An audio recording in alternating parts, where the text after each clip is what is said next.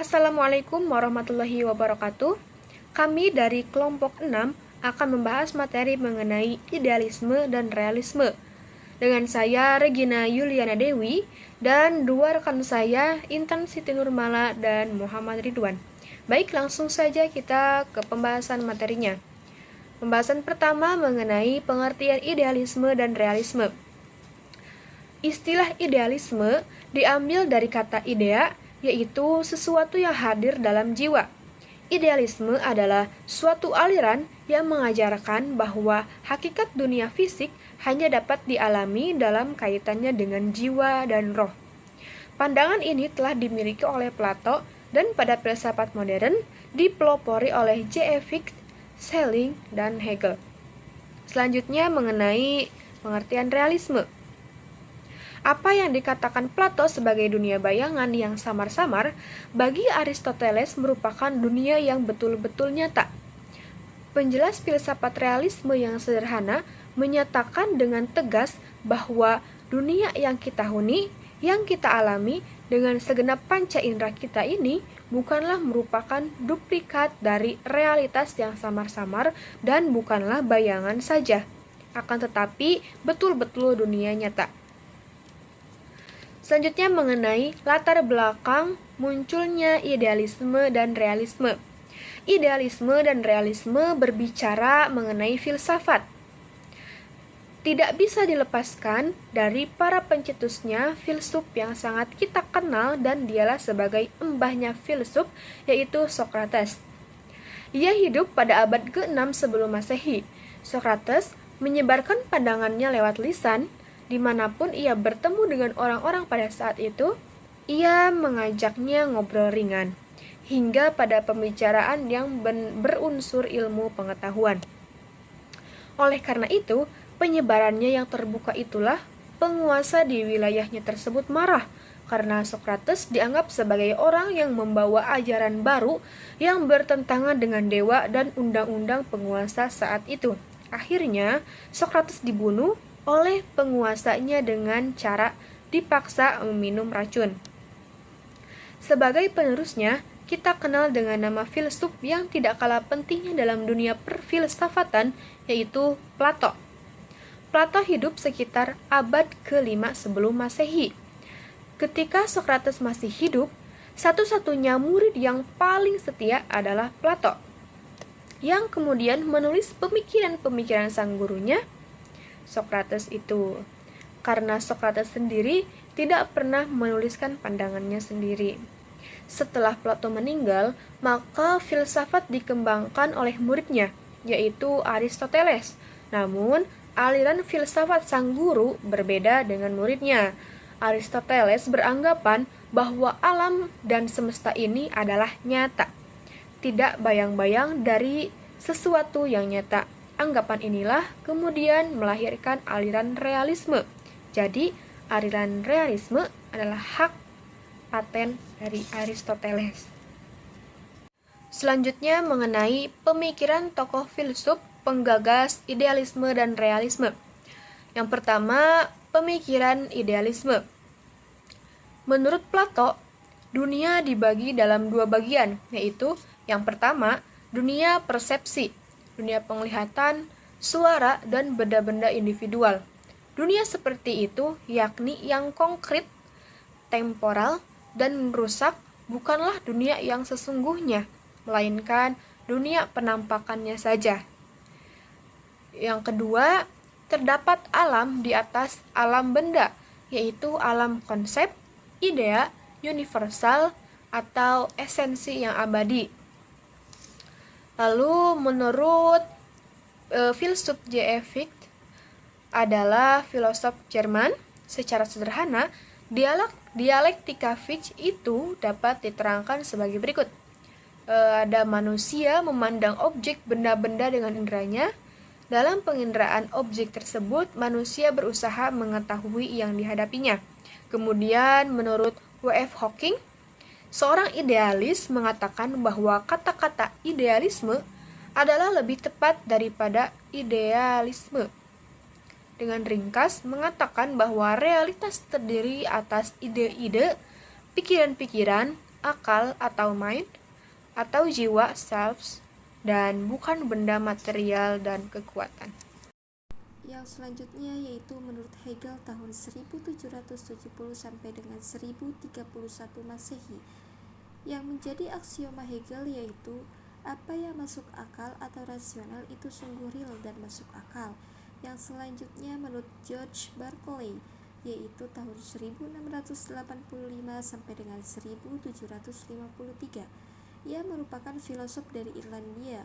Ia lebih suka menanamkan filsafatnya dengan immaterialisme. Menurutnya, hanya akal dan ide-idenya lah yang ada. Ia mengatakan bahwa ide itu ada dan ia dipersepsikan oleh suatu akal. Yang kedua yaitu pemikiran realisme. Sub A.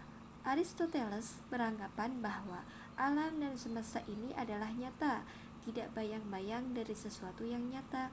Anggapan inilah kemudian yang melahirkan aliran realisme. Sub B. Seorang realis bangsa Inggris, John Mercury, mengatakan, kita tidak bisa melepaskan diri dari fakta bahwa terdapat perbedaan antara benda dan ide. Ide adalah ide tentang suatu benda, suatu pikiran dalam akal kita yang menunjuk suatu benda. Adapun yang selanjutnya yaitu karakteristik idealisme dan realisme. Ditinjau dari segi ontologi, epistemologi, dan aksiologi. Yang pertama ditinjau dari segi ontologi atau metafisika disebut dengan hakikat, yaitu menurut idealisme, bagi aliran idealisme yang nyata atau real adalah mental atau spiritual. Seluruh hal di luar mental dan spiritual manusia hanyalah ekspresi manusia. Dalam perspektif metafisis, ada adalah sesuatu yang tidak berubah, bukanlah ada yang sebenarnya. Dalam pengertian itu, maka ada bagi kaum idealis adalah pikiran sebagai esensi spiritual. Pikiran manusialah yang memberikan kepadanya vitalitas dan dinamika menjadi hidup. Menurut pandangan realisme, filsafat realisme dalam mesin realitas yang objektif itu selalu mengontrol segala kejadian melampaui ilmu-ilmu pengetahuan fisika. Dalam masalah manusia sama seperti dalam masalah alam, yaitu sama-sama terdapat hukum yang berlaku yang sudah terbina langsung di dalam alam.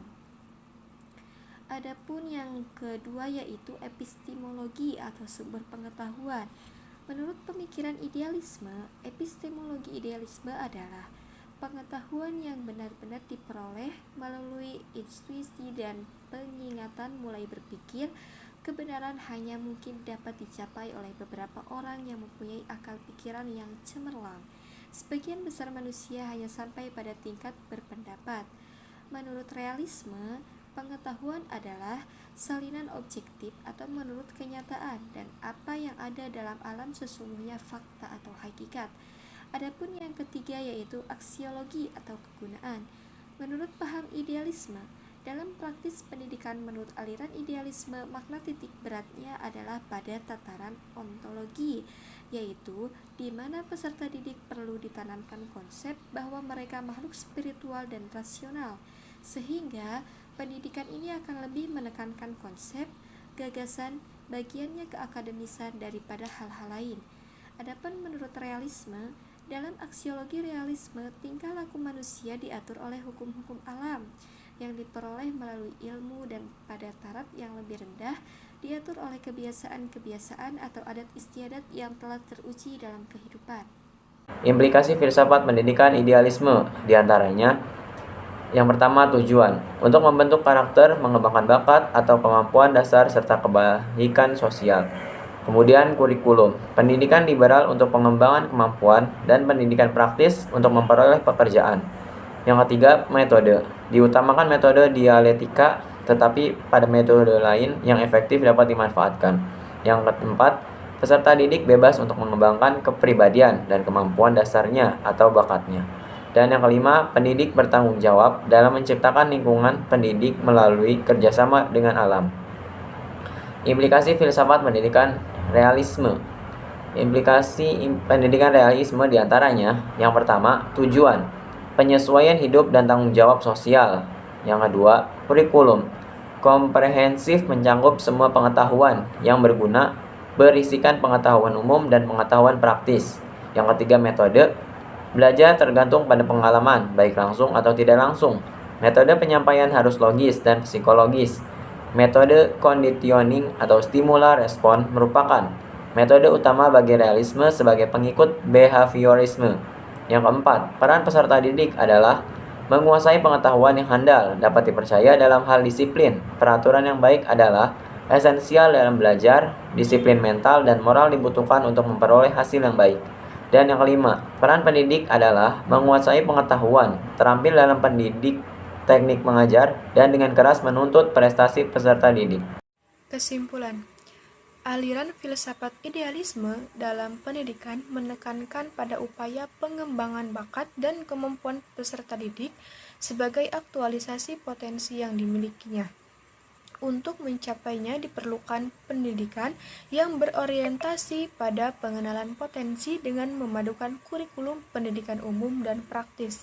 Kegiatan belajar berpusat pada peserta didik yang dikondisikan oleh tenaga pendidik. Pendidikan menurut aliran filsafat realisme menekankan pada pembentukan peserta didik agar mampu melaksanakan tanggung jawab sosial dalam menjalani kehidupan bermasyarakat. Untuk mencapainya, diperlukan pendidik yang ketat dan sistematis dengan dukungan kurikulum yang komprehensif dan kegiatan belajar yang teratur di bawah arahan tenaga pendidik. Aliran filsafat idealisme dan realisme pendidikan tidak perlu dipertentangkan, tetapi dapat dipilih atau dipadukan untuk menemukan aliran yang sesuai dalam melandasi teori dan praktik pendidikan untuk mencapai tujuan. Dengan kata lain, idealisme maupun realisme pendidikan dapat diterapkan tergantung konteks dan kontennya. Baik, sekian dari kelompok 6 atas pemaparan mengenai materi idealisme dan realisme pada pembelajaran mata kuliah filsafat. Semoga dapat bermanfaat. Wabillahi taufiq wal hidayah. Wassalamualaikum warahmatullahi wabarakatuh.